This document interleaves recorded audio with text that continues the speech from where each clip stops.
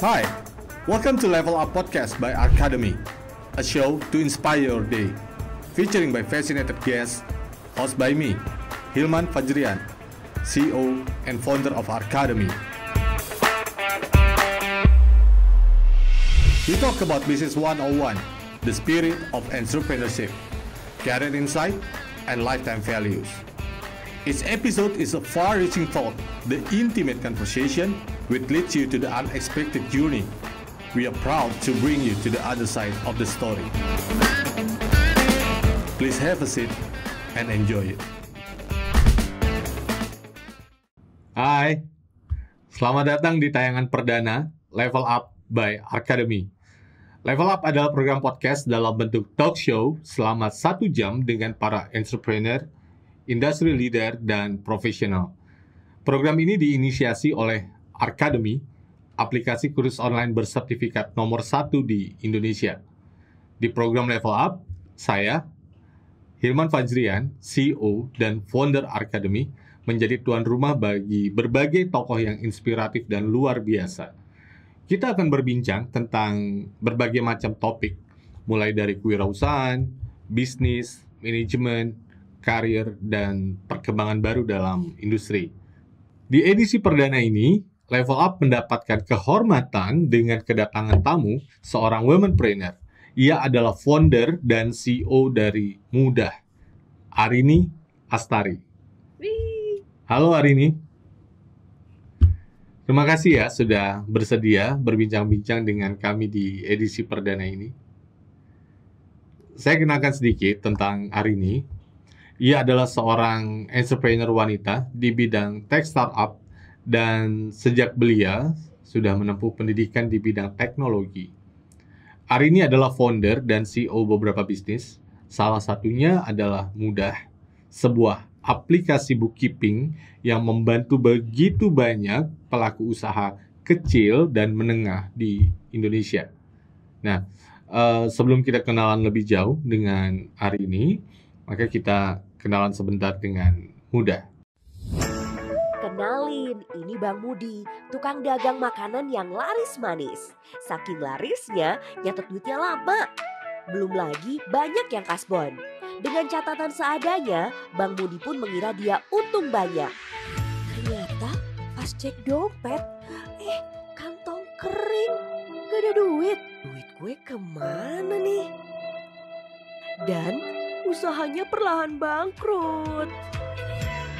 Gak mau rugi kayak Bang Mudi? Coba aja mulai pembukuan digital pakai Mudah.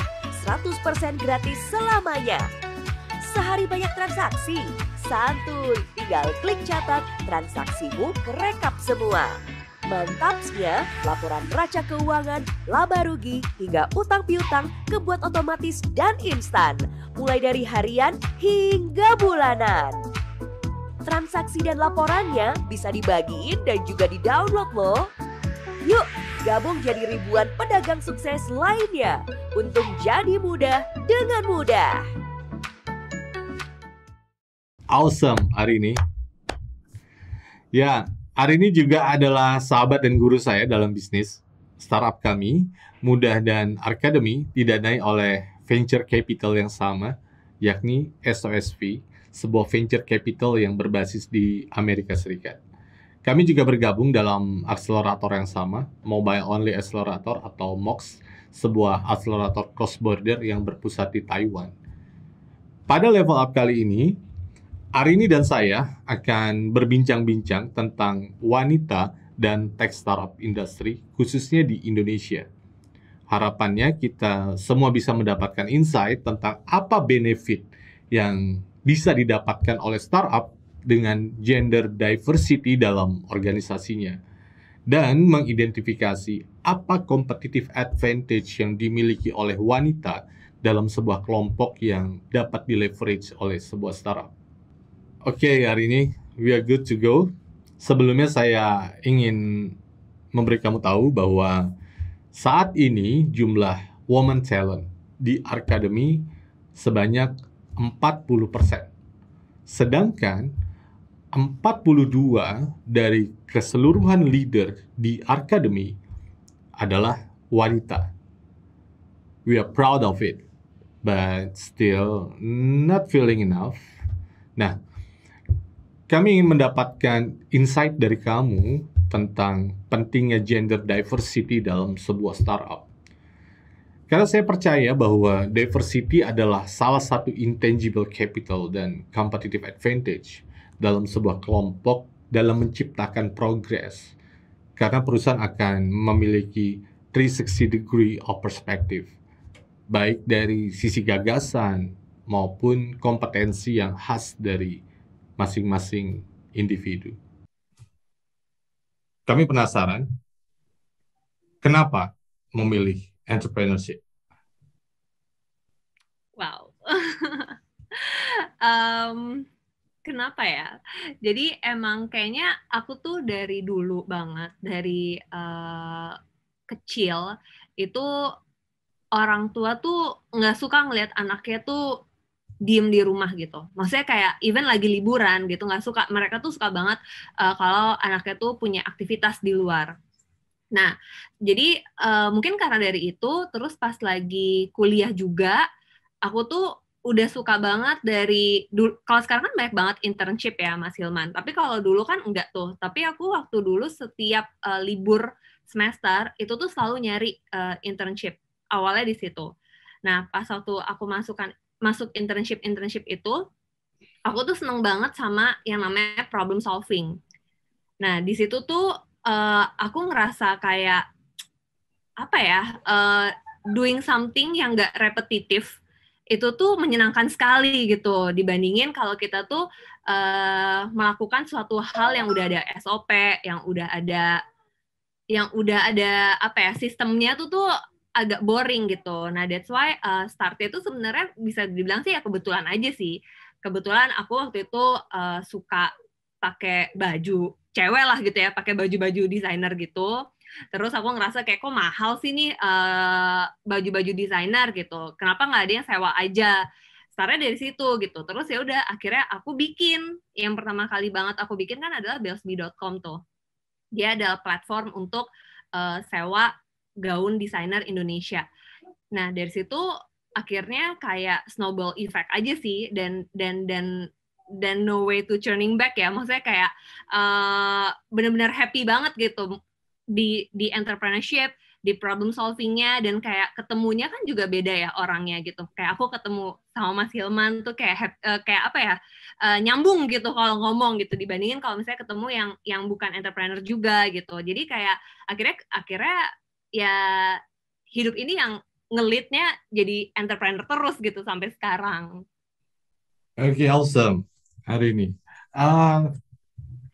Tadi kamu mention tentang bisnis yang pernah kamu yang sedang kamu jalani, fashion. Oke. Kita sering mendengar wanita memilih jalur entrepreneurship di fashion, di kuliner. It's so common.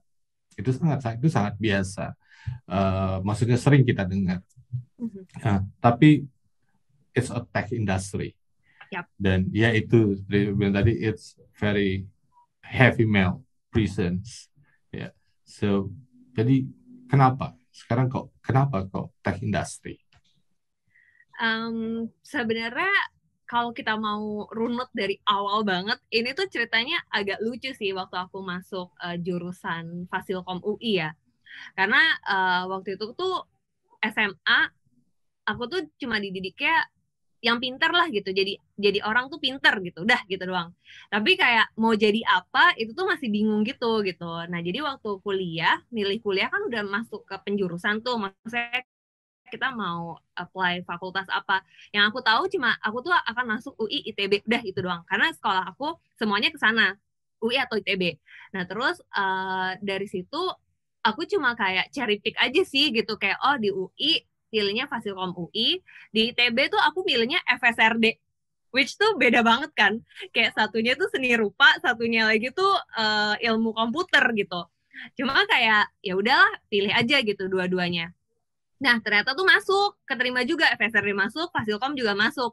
Itu kayak makin bingung kan, tadinya kayak udahlah biar nanti Tuhan yang menentukan deh gitu kan, keterimanya kemana gitu. Ternyata dua-duanya masuk, jadi kan lagi-lagi pilihannya tuh on me kan.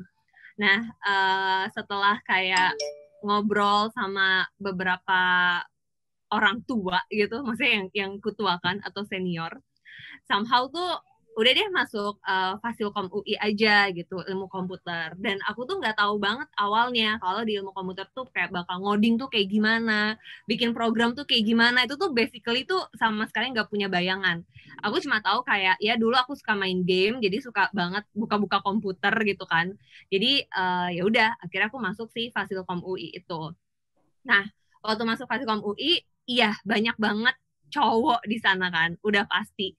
Banyak banget cowoknya di sana, cewek tuh dikit. Kayak in term of inner circle-ku aja, kayak sekarang nih, aku tuh kuliah cuma punya temen cewek yang deket banget tuh 3. Tapi temen cowoknya banyak gitu kan. Jadi emang se apa ya, se dominated itulah cowok-cowok di Fasilkom UI juga gitu. Nah, cuma aku pikir kalau misalnya kita itu apa ya, kita tuh nggak bisa nge-leverage apa yang kita punya, itu emang bakalan terasa kecil gitu, terasa kayak minoritas kan. Tapi malah menurut aku tuh cewek sama cowok tuh punya sesuatu yang complementary gitu. Nah, itu yang akhirnya aku bikin apa ya? Aku tingkatinnya di situ. Misalnya kayak cowok tuh kan, maaf nih kalau salah ya Mas Hilman nggak ngerasa, cowok tuh kan nggak bisa multitasking ya, Iya, kayak betul, betul, iya betul. nggak sih, Betul. kayak susah banget gitu multitasking Betul. gitu. Nah sedangkan cewek tuh jago banget di multitaskingnya, bisa ngerjain A B C tuh dalam satu waktu dan bisa kelar semua. Nah sedangkan kalau cowok tuh benar-benar fokus ke suatu kerjaannya, dan biasanya tuh sequential kan, nggak bisa barengan. Nah dari situ akhirnya tuh aku selalu ngeliat kayak gitu, kalau misalnya kayak tugas kelompok, aku juga nggak mau kalau cewek semua. Jadi pasti harus ada cowoknya, karena aku tahu yang jago ngoding tuh pasti cowok. Kan yang jago ngoding tuh pasti cowok, yang jago algoritma itu tuh basically banyaknya tuh cowok juga gitu. Jadi cewek-cewek ini buat apa sih gitu? Kita tuh lebih kayak waktu aku di sana sih perannya lebih kayak supporting management, terus ya kita tetap ngoding juga gitu. Dan basically tuh manusia pada umumnya tuh juga nggak apa ya, maksudnya kayak aku juga nggak ngerasa teman-teman cowok aku tuh mendiskreditkan cewek gitu, misalnya kayak lo nggak bisa ngoding, gue nggak mau temenan sama lo, atau nggak mau sekelompok sama lo, nggak juga gitu. Yang penting tuh kita punya another skill gitu, another skill pasti akhirnya juga diajak juga gitu di dalam satu kelompok itu. Dan itu sebenarnya menurut aku sih, kalau orang-orang bilang itu jadi nggak enak ya jadi minoritas, tapi menurut aku malah enak banget jadi minoritas, apalagi di kampus cowok gitu ya. Karena kayak basically tuh apa ya, cewek tuh kayak aku gitu suka banget dulu kayak, aduh tolong dong kerjain, susah nih gitu. Terus ya kayak nanti dibantuin gitu sama senior-seniornya. Jadi kayak kita bisa nge-leverage itu aja sih. Iya, iya, iya. Eh, yang saya ingat dalam founder story-mu waktu di Mox, jadi waktu ketika kamu lulus, kamu dapat karangan bunga ya dari Iya. teman-teman dari teman-teman di dari Fakultas Ilmu Komputer ya. Jadi sangat kehilangan. Jadi sampai dengan bunga. Tapi apa menurutmu, bisa seperti kamu bilang tadi, kamu bisa meleverage minoritasmu gitu dalam sebuah kelompok yang dominasi oleh pria. Em, Menurutmu apa itu hal yang bisa berlaku atau dilakukan oleh semua wanita ketika dia menjadi minoritas dalam sebuah kelompok? Harusnya bisa sih kalau menurut aku ya. Menurut aku harusnya bisa, karena tadi tuh cewek sama cowok tuh punya satu skill yang complementary gitu. Kayak misalnya dia bisa multitasking, dia bisa lebih organized gitu orangnya. Asalkan tuh kitanya tuh jangan duluan apa ya. Kalau kitanya tuh duluan kayak malu gitu, atau kayak ngerasa rendah diri, ya itu pasti akan susah ya komunikasinya. Tapi asalkan kita tahu kalau kita tuh bisa kok gitu, kita tuh maunya setara gitu sama kalian, itu harusnya sih bisa ya. Iya. Harusnya bisa sih. Aku juga waktu kerja internship gitu, itu juga nggak nggak so far sih nggak merasakan kayak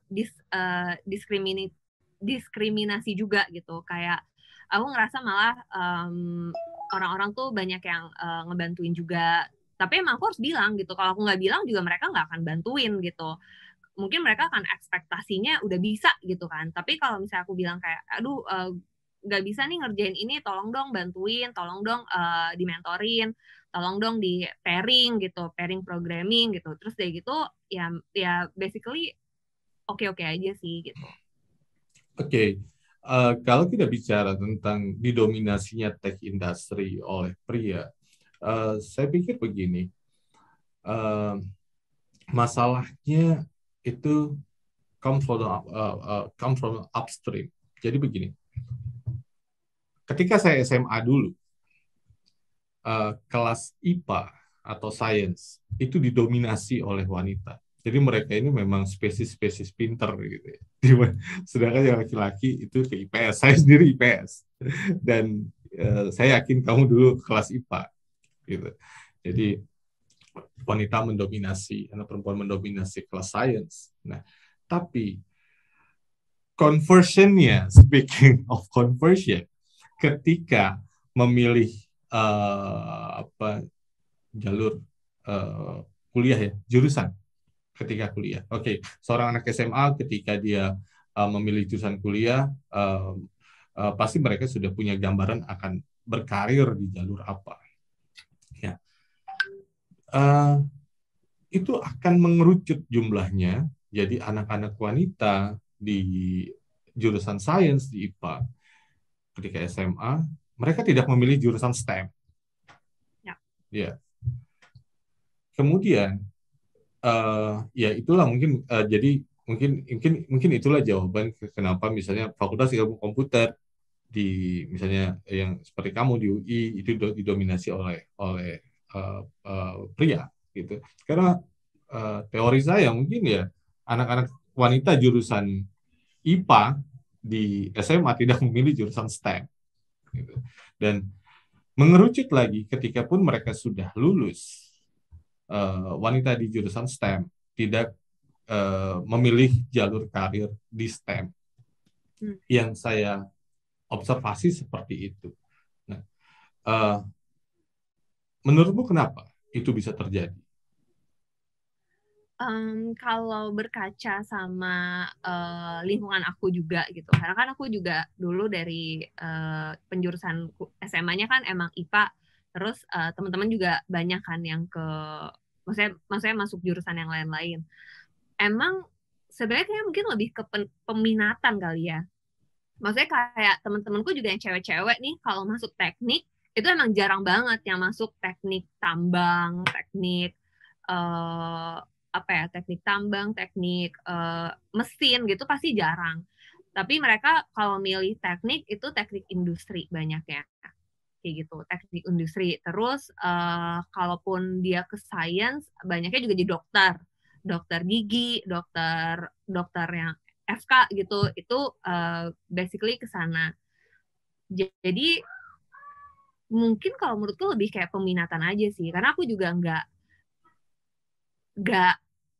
nggak kebayang waktu dulu juga kayak apply tuh jurusan teknik minyak gitu, karena kan nanti kayak kerjanya tuh di laut gitu kan, kayak mungkin lebih kayak gak mau aja gitu, tapi bukan berarti nggak bisa ya gitu, tapi lebih kayak emang mungkin kita nggak minatnya ke sana aja. Nah sedangkan kalau di teknologi sendiri sekarang sih aku ngelihat numbers of women-nya increasing ya years by years gitu, karena mungkin kerjaannya kan juga tech itu kan nggak onsite gitu, nggak kayak pakai otot gitu loh kalau kerjanya kan. Mungkin kalau yang lain-lain tuh di pikirannya tuh kayak gitu misalnya kayak teknik mesin atau teknik tambang itu kan kayak capek gitu kerja lapangan banyakannya. Sedangkan kalau teknik teknologi atau kayak IT gitu itu kan sebenarnya kita kerjanya bisa dari mana aja, cuma modal laptop dan makanya mungkin woman juga akhirnya increasingnya di situ. Jadi mungkin lebih ke peminatan sih. Oke, hari ini mana yang kamu lebih prefer orang lain menyebut kamu? Woman founder atau just founder? um, kalau misalnya untuk disebut, sebenarnya aku lebih senangnya disebut founder aja. Karena tadi kan, it's the same gitu. Woman sama man itu tuh menurut aku sama aja gitu. Cuma karena lagi banyak juga program-program woman founder, aku juga tidak akan melewatkan opportunity itu gitu. Jadi kayak kalau misalnya ada program woman founder, oke, nggak apa-apa. Mau di-labelin woman founder juga that's fine gitu. Karena I take the opportunity. Karena kayak siapa lagi yang maksudnya kayak men tuh nggak bisa kan jadi woman founder. Maksudnya ikutan program itu ya udah I will take the opportunity gitu. Tapi kalau misalnya kita lagi ada di satu ruangan yang sama gitu, just founder itu udah aku lebih happy sih kalau dipanggil itu. Iya. Tadi kamu sebut ada banyak inisiatif dari banyak venture capital juga yang funding ke startup yang dengan leadership, woman leadership. Nah, menurutmu apa sih visi dari mereka, dari inisiatif mereka dalam perspektif bahwa venture capital adalah profit institution dalam melakukan inisiatif tersebut dengan melakukan specific funding to the startup with woman leadership? Mungkin lebih karena memotivasi juga kali ya. Maksudnya kalau aku juga ngelihat emang woman founder itu tuh masih jarang banget. Dan aku punya temen woman founder aja tuh cuma satu gitu. Maksudnya yang ketemu tuh cuma satu. Yang lainnya ketemunya kayak di accelerator gini malah. Tapi kalau yang kayak emang temen dari dulu itu aja tuh cuma satu. Jadi emang I don't know why masih dikit banget sih memang kalau untuk woman founder. Makanya mungkin salah satu reasonnya visi atau kayak ya accelerator gitu, mereka punya program woman founder untuk ngedukung atau ngemotivasi untuk cewek-cewek nih juga bisa loh bermimpi membuat startupnya gitu. Okay, but speaking venture capital sebagai profit institution, tentu mereka melihat sesuatu bahwa woman leadership sebagai intangible capital sebuah startup, dan itu bisa menciptakan economic value gitu. Pada akhirnya menciptakan economic value. Dan ya saya punya anggapan bahwa tentu saja ada yang dilihat oleh venture capital pada woman leadership. Nah, menurut kamu apa sih competitive advantage-nya seorang pemimpin wanita dalam sebuah startup industri ya, startup tech startup industri, baik dia sebagai leader maupun sebagai pekerja? Apa yang paling membedakan dia dengan dengan man leadership? Kalau aku sih ngelihatnya itu tapi ini basically based on my personal experience ya. Jadi mungkin aja salah gitu. Cuma kalau aku ngelihat dari my personal experience, kalau leadernya itu cowok, itu pada umumnya kan emang cowok itu mikir pakai logika ya, nggak pakai feeling gitu. Jadi kayak kadang-kadang aku ngerasa empathy-nya itu tuh lebih akan didapetin sama woman leader gitu. Empathy itu kayak gimana sih? Kayak misalnya contoh lah gitu, ada karyawan staffnya tuh misalnya bagus tapi lagi BU gitu, lagi butuh uang dan lain-lain, tapi sebenarnya tuh this company itu juga lagi nggak bagus juga keadaannya gitu. Nah, aku ngelihat kadang-kadang beberapa most of my friends gitu kayak gitu ngerasa kayak udah tuh bukan urusan gue gitu, udah lu urusin sendiri deh gitu ininya. Nah tapi kalau misalnya kita tuh ke cewek itu tuh biasanya lebih kayak tadi sih, lebih dapat empatinya mungkin ya, atau aku salah ketemu orang cowok yang juga nggak tahu ya. tapi mostly kayak gitu kayak empatinya tuh lebih dapat. Terus lebih terstruktur. Terstruktur tuh kalau ngerjain sesuatu tuh lebih jelas gitu, kayak mau ngerjain A, ya udah ngerjain A nih mesti ngapain aja sih jalannya, oh mesti B C D E gitu. Itu juga menurutku ada di cewek. But it doesn't mean cowok nggak bisa ya. Ada juga mungkin yang bisa kayak gitu, tapi woman founder itu mostly kayak gitu sih. Dan yang terakhir itu tuh mungkin lebih um, karena kita tuh kadang-kadang mikirnya tuh lebih pakai feeling. Tadi kan empatinya udah dapet, terus ya kita tuh apa ya, um, lebih bondingnya tuh mungkin lebih kuat kali ya sama si staffnya sendiri gitu. Bondingnya tuh in term of ngomongin feeling nih gitu. Kalau misalnya kayak ngomongin party atau hura-hura gitu, pastilah cowok ketemu cowok lebih lebih asik gitu. Tapi kalau kayak ngomongin connections gitu, kayak itu tuh kayaknya mungkin akan lebih dekat gitu sama sama woman founder gitu. Mungkin ya, probably. Iya, uh, saya juga setuju sih. Jadi dari beberapa feedback yang saya dapatkan dari teman-teman, kolega, atau mungkin ya refleksi pada diri sendiri dalam uh, leading leading a group, leading a company, misalnya kayak saya sendiri, saya juga sering merasa bahwa kurang peka ya, kurang Ya, peka, kurang ada empati, mungkin lebih heartless gitu. Kemudian ya strict to the result. Nah, uh, ya kalau kita bicara soal achievement, mungkin saja itu hal yang sah-sah aja gitu. Nah, tapi speaking of tech industry, di mana primary resource-nya adalah people, ya, yang kenapa tech industry itu sangat berbeda dibandingkan dengan industrial mainstream yang primary resource-nya mungkin mesin-mesin, bangunan, properti, dan manusia hanya digunakan untuk mengutilisasi dan meleverage meleverage resource itu. Sementara kalau di tech industry seperti kita ini people, dan dari yang saya tangkap dan saya juga setuju gitu bahwa wanita punya competitive advantage dalam nurturing nurturing people, kemudian uh, treat people better, uh, di mana people ini gitu, adalah kunci untuk menciptakan inovasi, menjalankan inovasi, mengoperasikan inovasi tersebut, dan mengembangkan inovasi tersebut, karena semuanya dilakukan oleh manusia, dan wanita punya competitive advantage dibandingkan pria dalam yaitu tadi nurture people, bonding to people, segala macam.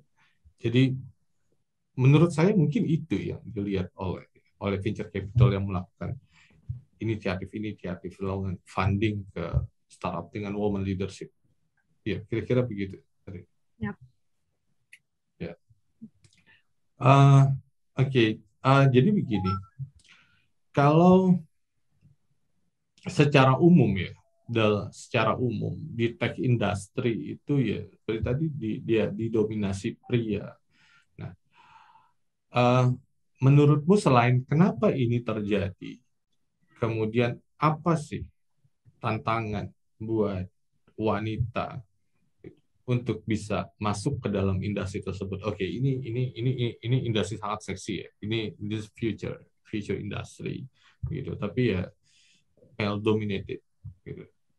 Pertama, mengapa itu terjadi? Dan kedua, bagaimana wanita bisa mengambil opportunity itu lebih besar lagi?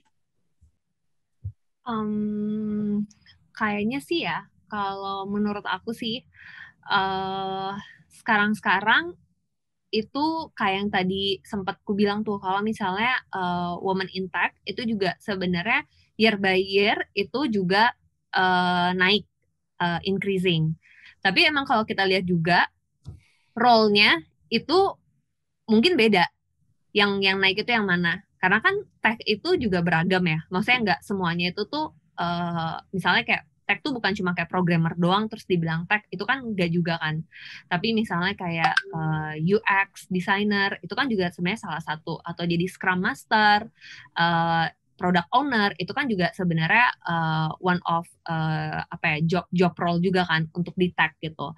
Nah jadi aku lihat sih emang makin banyak tuh, apalagi kayak UX researcher, UX designer, terus Scrum Master, Product Owner, itu tuh banyak ceweknya dan naik juga gitu.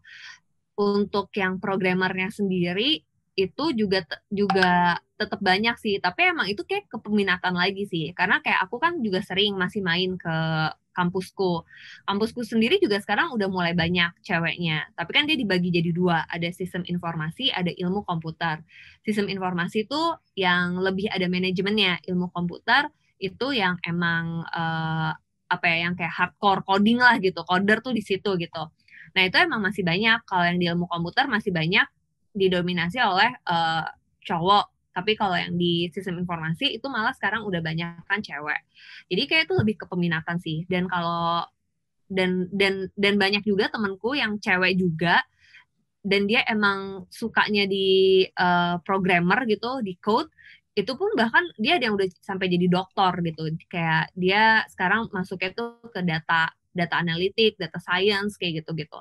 Jadi sebenarnya sih menurut aku there's nothing gitu yang bisa stopping us woman gitu untuk bisa setara kayak cowok gitu buat sekarang ya. Asal tuh emang kita passionate aja gitu tentang apa yang kita mau cari. Kayak gitu sih.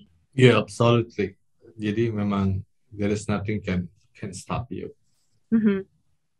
Totally agree. Okay. Tadi saya udah sedikit mention tentang man leadership dalam sebuah kelompok atau dalam hal ini dalam tech industry, soal tentang less empathy, kemudian iron fist mungkin. Jadi itu masalah, itu masalah dalam man leadership. Nah, dan ya itu challenge buat para pria gitu, seperti ya, termasuk saya. Nah, sekarang in opposite, apa sih masalahmu atau tantanganmu dalam aspek gender dalam membangun dan memimpin kelompok atau tech startup? Kalau aku sebenarnya ini bukan masalah sih, mungkin tapi lebih kayak tipe runningnya ya. Kalau menurut aku tuh as a woman itu tuh kita nggak bisa sprinting larinya. Jadi kita nggak bisa lari terus tuh nggak bisa. Tapi kita tuh lebih kayak maraton. Kenapa? Ya karena despite kerjaan, apalagi di Indonesia gitu kan, kita tuh masih kental budayanya kalau cewek tuh yang ngurusin anak dan lain-lain lah gitu. Dan basically emang aku kan juga seorang ibu juga ya. Ya aku juga nggak bisa ngeliat anakku sakit terus aku harus kerja yang parah gitu kan, nggak bisa sampai sana gitu. Jadi emang kalau aku ngelihatnya itu dari tipe larinya. Kalau larinya itu tuh basically cewek tuh banyak kan maraton. Jadi kita nggak pernah stop juga, tapi kita larinya juga panjang, tapi tipenya tuh maraton. Sedangkan kalau cowok bisa jadi kan dia udah menggebu-gebu kan di awal. Jadi larinya tuh sprinting terus, ya kalau misalnya bisa terus lari ya bagus gitu. Tapi kalau kadang-kadang kan ada juga yang akhirnya kecepatan larinya juga ada yang nggak gitu bagus juga kan. Nah tapi kalau cewek itu dia lebih maraton terus, itu satu di tipe how we are running our business ya, itu satu. Terus yang kedua, so far sih aku untuk nge-lead staff yang cowok itu sih so far sih belum ada masalah yang berarti gitu ke mereka. Mungkin itu karena kita harus sama-sama ngerti ya. Tapi emang sampai sekarang aku kalau interview aja tuh masih aku yang interview gitu. Aku nggak mau yang interview orang lain karena sampai sekarang pun aku kalau interview staff baru itu aku yang interview karena aku pengen tahu dia cocok nggak sih sama dipimpin sama cewek tuh mau nggak sih? Karena emang aku harus akuin sih, nggak mungkin ada juga kan yang nggak mau gitu loh, kayak apaan sih nih sama cewek dipimpinnya dan lain-lain. Mungkin ada juga gitu. Dan aku juga pernah ketemu beberapa uh, calon staff gitu yang mereka emang disrespect lah gitu. Maksudnya kayak ngerasa kok cewek sih gitu atau gimana ya. Emang ada aja gitu. Tapi kayak aku selalu orangnya tuh pengen ngelihatnya ke positive things gitu. Jadi kalau misalnya I met the negativity, ya udah uh, aku nggak akan ambil gitu. Aku nggak akan ngelihat itu dan nggak akan ngungkit-ngungkit juga. Jadi aku akan majunya sama yang siapa sih yang mau maju bareng sama aku, ayo kita jalan bareng gitu.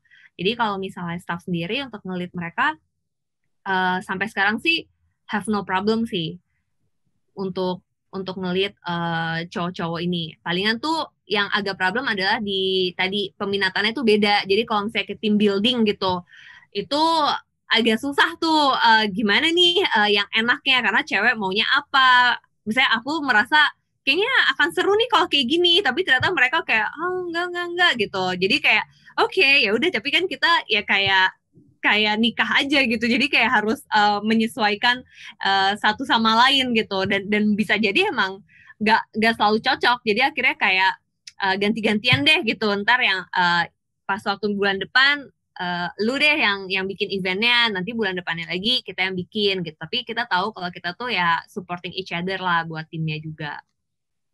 Iya, tadi saya pikir menarik ketika kamu menyinggung soal kamu mengurus keluarga. Sementara di sisi lain, ketika primary resource dan primary capital sebuah startup adalah people, maka perusahaan um, tentu sangat berkeinginan untuk meretain people-nya. Ya. Dan ya seperti perusahaan yang lain juga untuk menekan angka turnover. Nah, apakah kamu bagaimana pendapatmu tentang pandangan bahwa lebih sulit, lebih menantang bagi sebuah perusahaan dalam meretain seorang pekerja wanita dibandingkan pria, khususnya di Indonesia atau di Asia lah ya, karena tuntutan sosial di sisi gender seperti tadi yang muncul karena pernikahan, berkeluarga dan lain sebagainya. Bagaimana menurut soal pandangan itu? Sebenarnya untuk nge-retain itu kalau based on data aja ya, emang malah yang lebih lama gitu, itu tuh malah aku kalau punya staff cewek itu gitu malah ya? lebih lama. Iya, malah lebih lama dibandingin yang staff cowok. Any reason?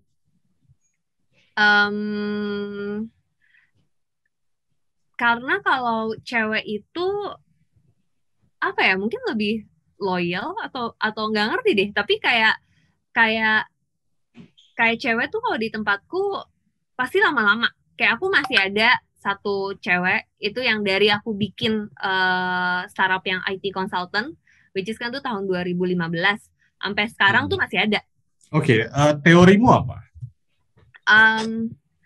Teorinya mungkin satu, kalau dia udah nyaman, dia mungkin males gitu. Maksudnya kayak cewek mungkin bukan males sih, cuma kayak ya udahlah, udah nyaman di sini. Misalnya kayak income-nya juga oke, kerjanya juga oke, jadi kayak mungkin dia nggak nyari-nyari lagi mungkin ya. Tapi kalau cowok mungkin karena dia kan juga punya beban ketika jadi kepala keluarga gitu kan, dia harus kayak nyari income yang lebih bagus gitu. Misal jadinya ketika dia harus nyari-nyari, dan ketika dia nyari-nyari dapat, ya udah dia akhirnya memutuskan ke sana, bisa jadi kayak gitu. Jadi sedangkan kalau cewek-cewek sih sampai sekarang tuh awet banget kalau cewek-cewek. Problemnya adalah maksudnya bukan problem juga sih, palingan ya tadi cewek kan maraton, itu nggak cuma sama aku doang. Maksudnya sebagai leader nggak cuma aku doang yang lari maraton, tapi staff juga maraton larinya. Jadi kayak aku juga nggak bisa expect kayak kalau punya staff cewek tuh yang bisa kerjanya tuh lembur gitu terus-terusan tuh nggak juga gitu. Dan aku juga emang nggak pengen sih cowok juga lembur gitu, nggak pengen. Tapi kayak cewek kan pasti ada kayak maternity leave, terus kalau dia lagi hamil kan udah pasti nggak, maksudnya kayak in term of performance pasti mau nggak mau kan kita lihatnya agak turun lah ya gitu ininya. Tapi yang nggak apa gitu, it's one thing, maksudnya kayak emang emang kita paham lah itu itu bukan kekurangan sih, tapi apa ya, itu disadvantage lah, disadvantage staff cewek ya kayak gitu. Tapi in term of kerja retention itu sebenarnya malah lebih bagus sih so far. Iya, that totally make sense. Tapi saya punya pertanyaan lanjutan. Jadi begini, ketika kamu mention soal uh, apa, mungkin ketika wanita udah nyaman, baik kepada lingkungan maupun dan hal-hal lain, sementara ya pria, saya akan mengesampingkan soal economic reason. Ya, uh, dari jawabanmu saya uh, mengasumsikan bahwa pria itu lebih agresif dan kompetitif sehingga meretain mereka dalam kasusmu itu jauh lebih menantang ketimbang wanita. Ya. Jadi benar nggak sih bahwa pada ya dari pengalamanmu yang kamu lihat bahwa kalau kita bicara soal karir maka laki-laki cenderung lebih agresif gitu ya, lebih agresif dan lebih punya jiwa kompetitif. Nah, sementara si wanita mungkin cenderung nyaman dengan kondisi yang stabil, memaintain kestabilan itu. Tidak ada yang lebih baik di antaranya bagi saya. Gitu. Saya hanya ingin mengonfirmasi ini kepada kamu. Dalam kondisi yang berbeda, di mana satu agresif, lebih kompetitif, dan yang satu lebih kepada memaintain stability. Dalam hal seperti ini, advantage-nya wanita pada sebuah kelompok atau sebuah perusahaan itu seperti apa? Mungkin karena dia itu sebenarnya hampir sama ya jatuhnya, kalau tadi Mas Hilman gambarin secara detail tuh akhirnya hampir sama kan, karena kayak cowok itu tadi eksploratif dan lain-lainnya, akhirnya kan dia emang larinya tuh sprint terus kan, larinya sprint terus lari melulu ininya. Sedangkan kalau yang cewek tadi tuh juga sama staff juga tuh ya maraton gitu. Akhirnya kalau aku lihat sih keuntungannya itu um, ada cewek di dalam satu organisasi itu karena dia ujung-ujungnya paling lama kerja sama kita, jadi mungkin paling mengerti apa yang kita mau gitu. Jadi kayak kadang-kadang tuh kalau sama staff baru atau temen baru lah gitu atau kenalan baru kan pasti kan kita mau ngomong A aja tuh kadang-kadang mesti ngomongin yang lain dulu, B C D E baru akhirnya dia nyambung A gitu. Tapi kalau ketika kita punya satu staff yang emang udah lama ikut sama kita nggak usah ngomong, kadang-kadang dia udah tahu gitu kan, kayak oke, dia maunya kayak gini. Jadi itu mungkin yang advantage-nya juga dari cewek sih. Dia tuh paham tanpa harus diomongin, karena tadi kan cewek pakainya juga empathy gede, yang apa ya, connections-nya tuh lebih dapet gitu. Mungkin itu juga bisa jadi salah satu kelebihannya juga. Iya, mendengar jawabanmu ini saya makin resah dengan komposisi di akademi di mana wanita baru 40%, pria 60%. Ini kayaknya pengen saya balik deh. Aduh. Iya, lebih cepat mengerti, lebih cepat memahami. Ya. Iya. Oke, hari ini di Silicon Valley, jadi 50% dari wanita itu meninggalkan STEM industry karena merasa terisolasi. Merasa terisolasi, merasa sendiri, di mana keterisolasian itu muncul karena aspek gender.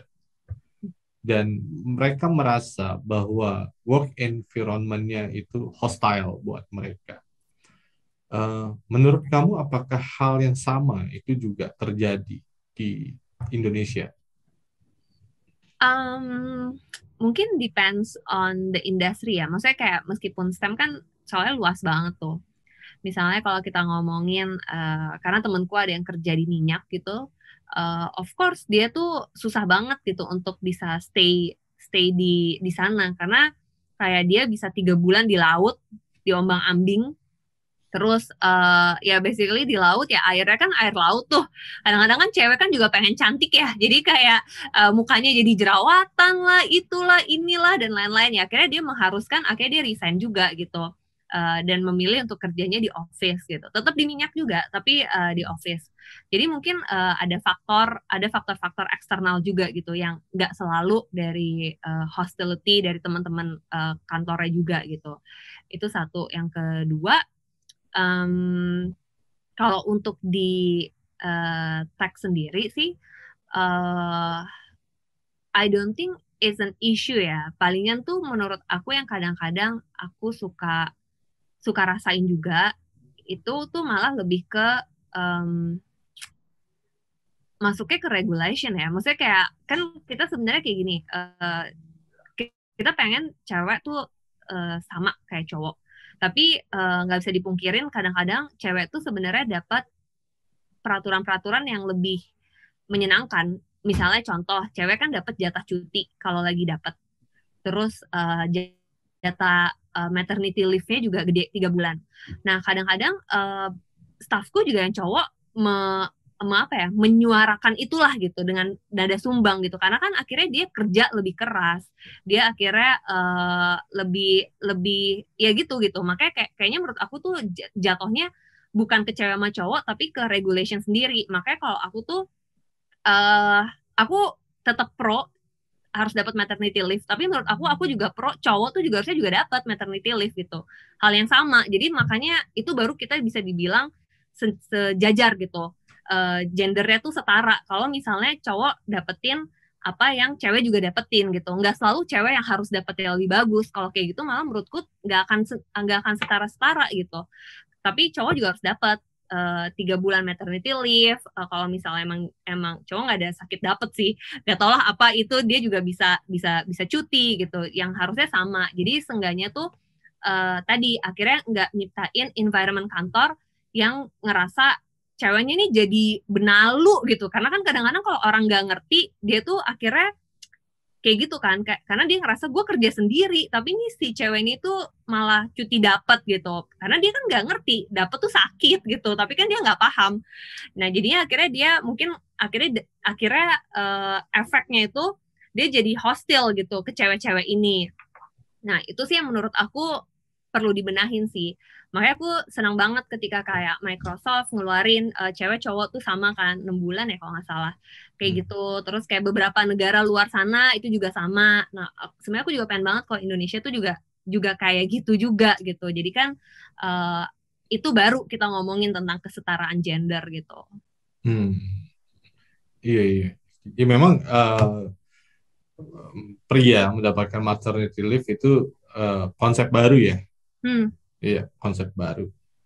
Iya, tapi kalau menurutmu secara umum di Indonesia dalam setiap industri di Indonesia itu apakah masih terjadi diskriminasi atau seksisme? As long as tadi yang kayak ada beberapa peraturan yang menyenangkannya buat satu sisi, itu pasti akan terjadi sih. Apalagi kalau nggak deket teman-temannya, misalnya kayak teman-temannya tuh nggak deket satu sama lain, terus kayak emang kantornya juga punya suasana tuh yang kompetitif banget gitu, itu pasti akan terjadi. Dan itu kalau aku sendiri, aku nggak nyalahin cowoknya juga gitu, tapi aku nyalahinnya emang the systemnya tuh nggak fair gitu buat dua belah pihak gitu. Makanya aku juga kalau misalnya kan waktu itu sempat dibilang maternity leave katanya mau dipanjangin gitu.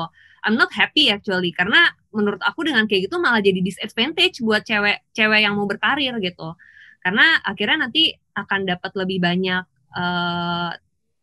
diskriminatif yang tadi gitu. Kecuali kalau cowok pun juga dapat gitu. Nah itu baru kayak oke banget lah gitu. Tapi kalau misalnya selama cewek doang yang dikasih tadi kelonggaran untuk cuti, menurut aku itu malah in the long termnya itu bakalan jadi disadvantage buat cewek yang emang mau berkarir gitu. Oke. Arini, mengapa menurut kamu bahwa Indonesia,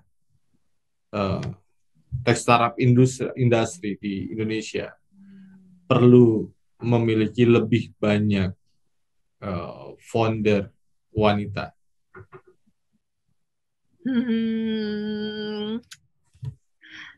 Kalau ngomongin bigger picture-nya, I don't know why ya, karena maksudnya kan itu mungkin programnya dari visi ya. Tapi mungkin kalau aku bisa berasumsi, karena stability kali. Maksudnya kayak karena tadi kan cewek kan lebih larinya maraton, terus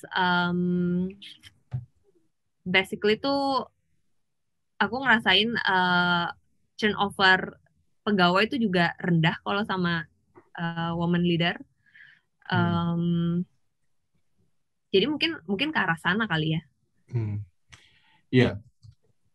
Kemudian apa sih menurutmu pentingnya atau benefit yang bisa diberikan, benefit yang bisa didapatkan bagi dalam sebuah startup yang memiliki diversity atau gender balance ya, dia balance dari segi gender dalam perusahaan tersebut. Apa sih benefitnya buat perusahaan tersebut?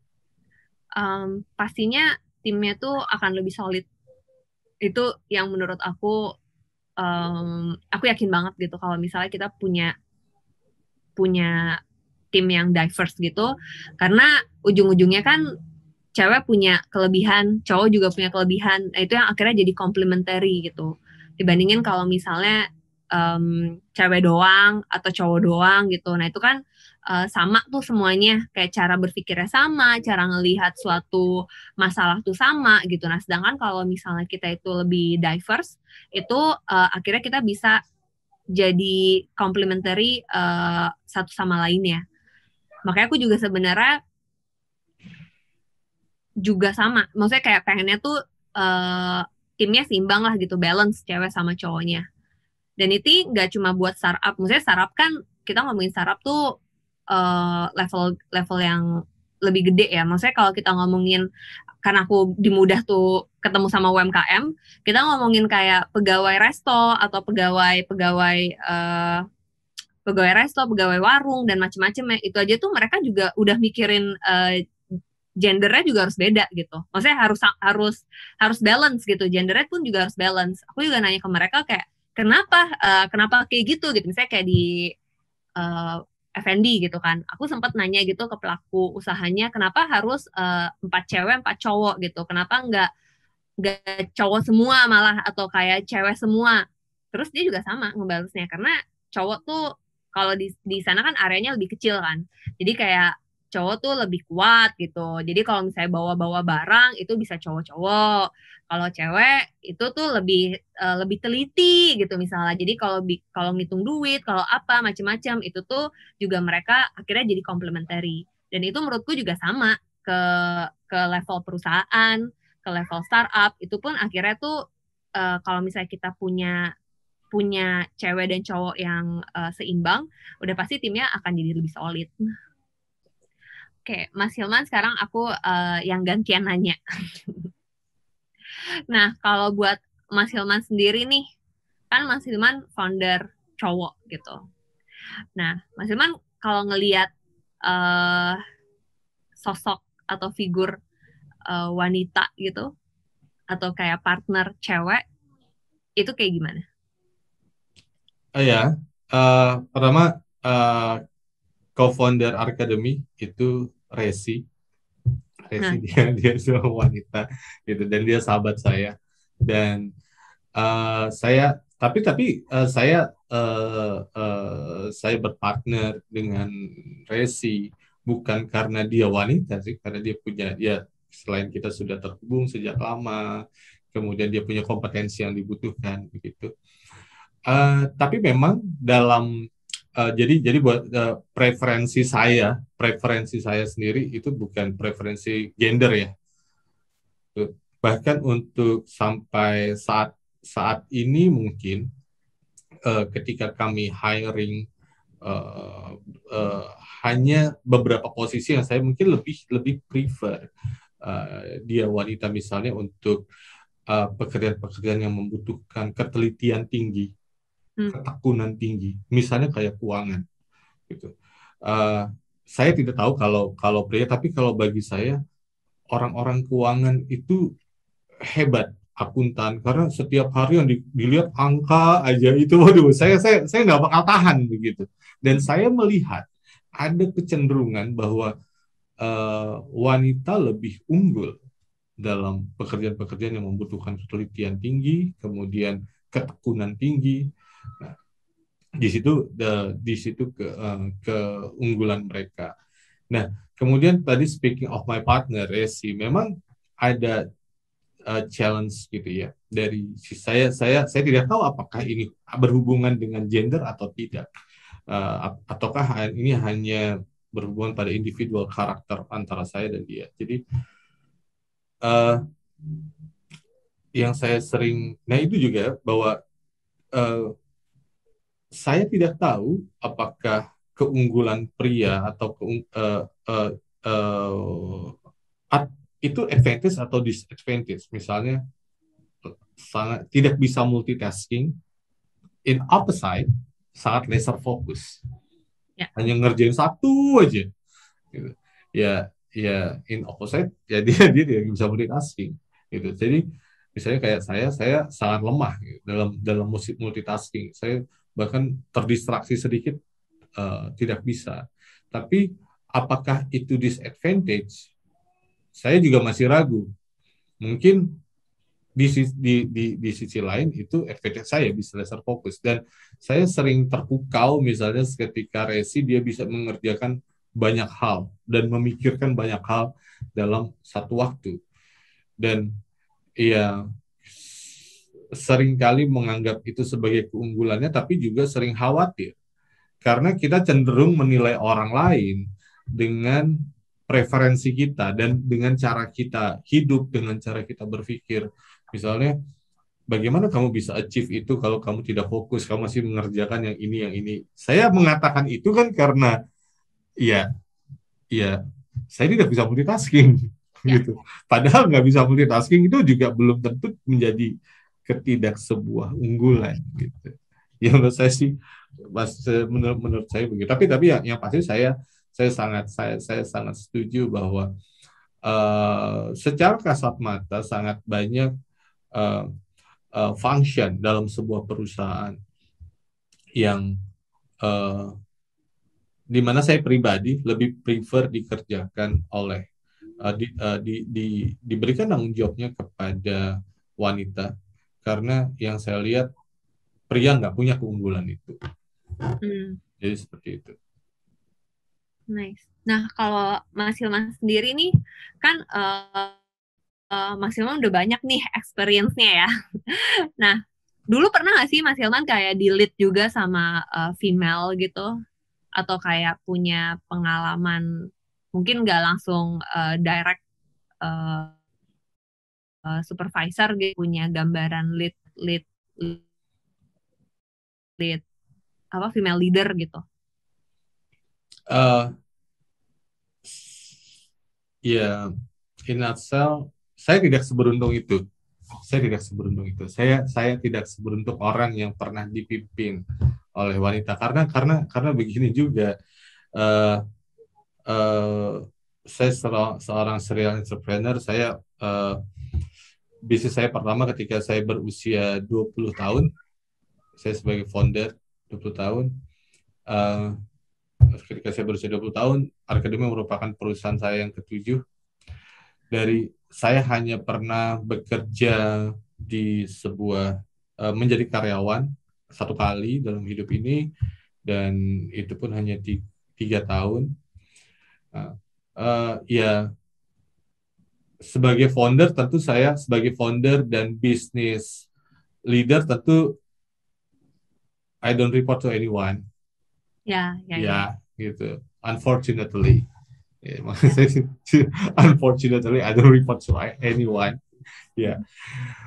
Sementara ketika bekerja di perusahaan, menjadi karyawan di perusahaan media gitu, selama 3 tahun, ya di sana, jadi perusahaan waktu itu Surat Kabar Harian, sangat male dominated, karena memang bekerjanya keras dari pagi sampai malam begitu. Dan saya sangat memahami kenapa wanita itu sangat minim di sana gitu. Karena mungkin bukan dari wanitanya, tapi juga dari keluarga. Misalnya bagaimana orang tua bisa seneng kalau lihat anak wanitanya bekerja dari pagi sampai malam. Mungkin si anaknya mau begitu, si wanitanya mau, tapi belum tentu orang tuanya mengizinkan. Nah, jadi di sana sangat minim ya. Eh, Apalagi di sisi leadershipnya waktu itu, sama sekali tidak ada sih, saya ngelihat. Jadi ya begitu, hari ini saya tidak seberuntung itu.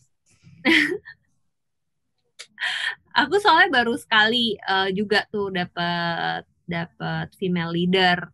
Sebenarnya itu juga menurut aku yang salah satu yang aku ngelihat dia kayak wow gitu. Salah satu inspiratif lah gitu. Saya dia inspiratif banget buat aku waktu itu. Karena waktu itu sebenarnya aku masih intern. Aku intern di multinational company dan dia tuh sebenarnya jabatannya udah C-level. Jadi kayak kaget banget, even sama supervisor aku aja, kita nggak pernah kayak ngobrol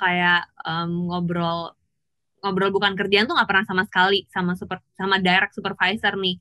Mungkin karena intern kali ya gitu. Tapi sama si female leadernya itu, dan dia dari India, itu tuh di hari terakhir aku selesai intern itu dipanggil sama dia, dan dia kayak ya lebih kayak sharing session gitu, dan di situ aku kayak ngerasa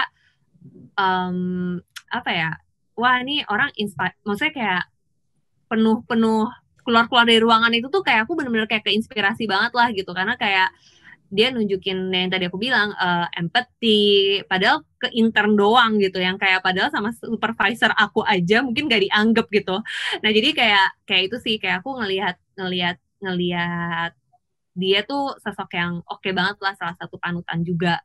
Terus kayak ngelihat top leader di Silicon Valley itu juga aku kayak cewek tuh lebih apa ya, lebih empatinya lah yang digedein gitu, kayak mereka tuh empatinya tinggi sekali kalau dibandingin pria gitu. Tapi nggak berarti itu salah. Makanya menurut aku kalau tadi Mas Hilman tepat banget tuh, punya co-founder cewek itu akhirnya jadi solid timnya gitu.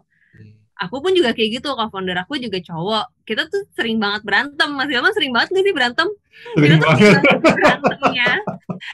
Tapi konstruktif ya gitu, kayak berantemnya habis itu produktif gitu, kayak menghasilkan sesuatu. Tapi pasti berantem karena emang punya pandangannya tuh beda gitu. Beda sama kayak kalau aku ngelihat temanku yang co-founder itu cowok sama cowok tuh jarang emang berantem, kayak adem banget gitu.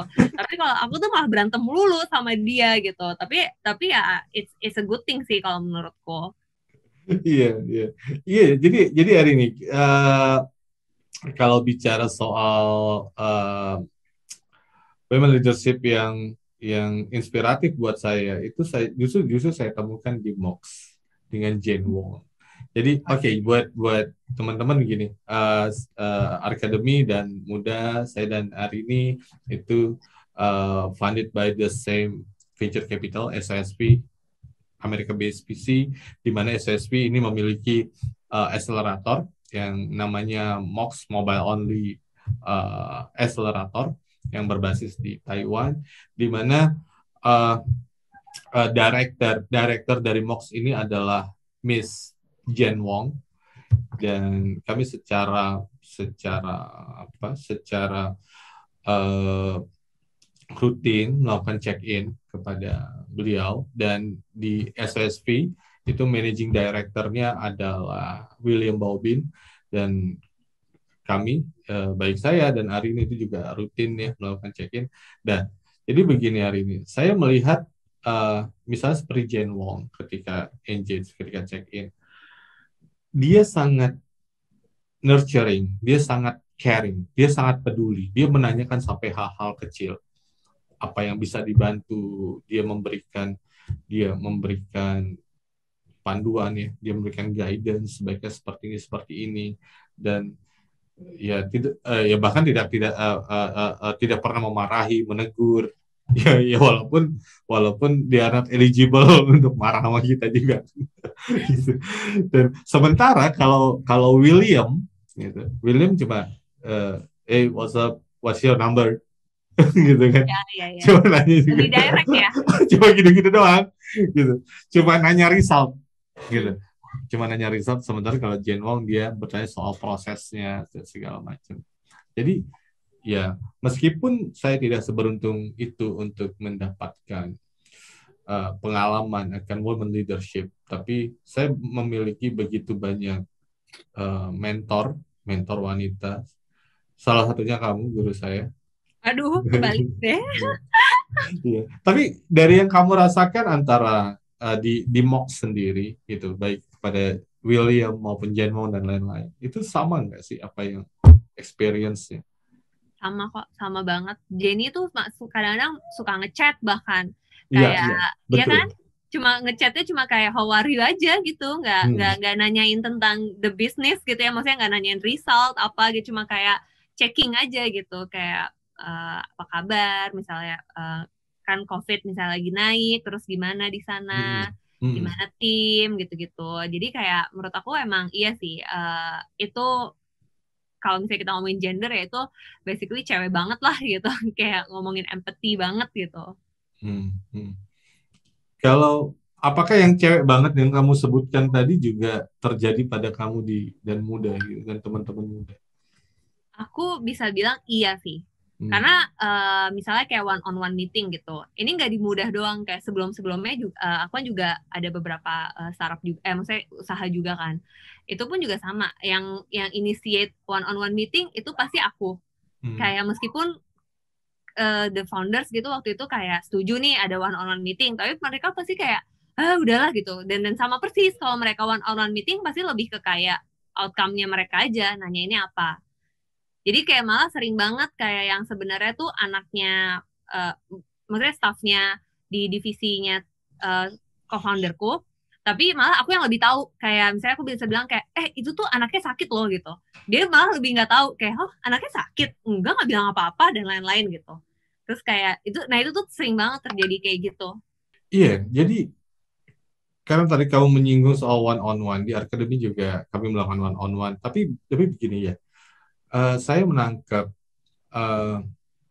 ketika timmu bertemu kamu, mereka happy, mereka bisa terbuka, mungkin ya bahwa bertemu kamu itu merupakan bagian dari penyelesaian problem gitu.